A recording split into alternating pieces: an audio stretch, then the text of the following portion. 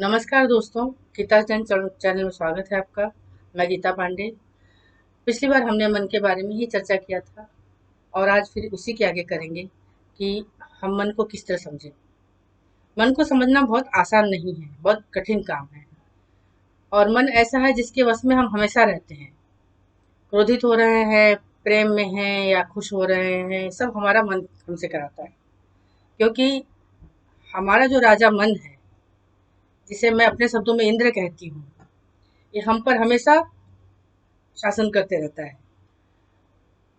मतलब हम अगर कुछ खाना चाहते हैं तो उससे भी प्रसन्न कौन हो रहा है? मन।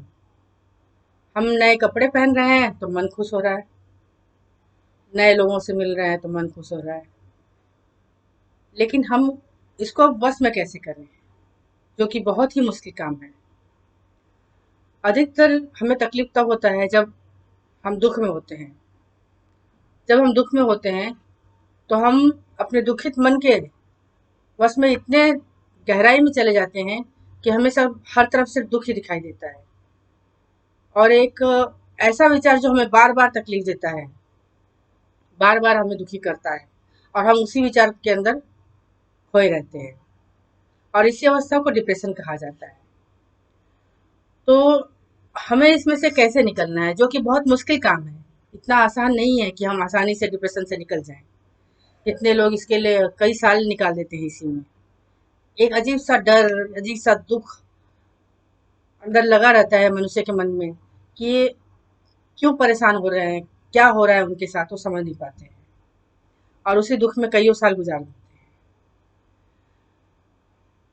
यह आसान काम तो नहीं है, लेकिन हम इसके ऊपर चलकर कोशिश तो कर सकते हैं।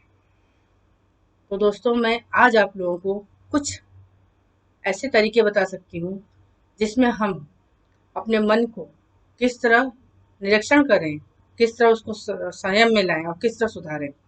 चाहे दुखी हो या कभी कभी हमेशा हम क्रोधित रहते हैं, किसी भी बात पे क्रोध आता है, चिड़चिड़े हुए रहते हैं, लेकिन हम समझ नहीं पाते हैं कि हम ऐसे क्यों हैं।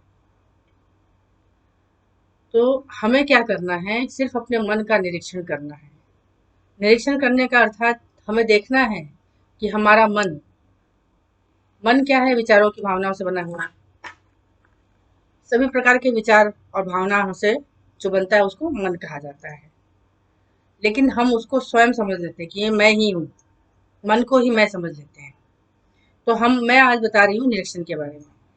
तो पूरे दिन तो हम व्यस्त रहते हैं, तो रात का एक समय निकालिए जब आप सोने जा रहे हो, तो उस समय सिर्फ आप यह ध्यान दीजिए कि आपने पूरे दिन में जो भी व्यवहार किया, जिससे भी जो व्यवहार किया है, अपने बच्चे से, अपनी पत्नी से, अपने पति से, या अपने मित्र से, या अपने सर्वेंट से, आपने किस तरह का व्यवहार किया और उसका व्यवहार उस पर क्या पड़ा, या उसने अगर बुरा व्यवहार या अच्छा व्यवहार किया तो उसका व्यवहार असर आपके ऊपर क्या पड़ा।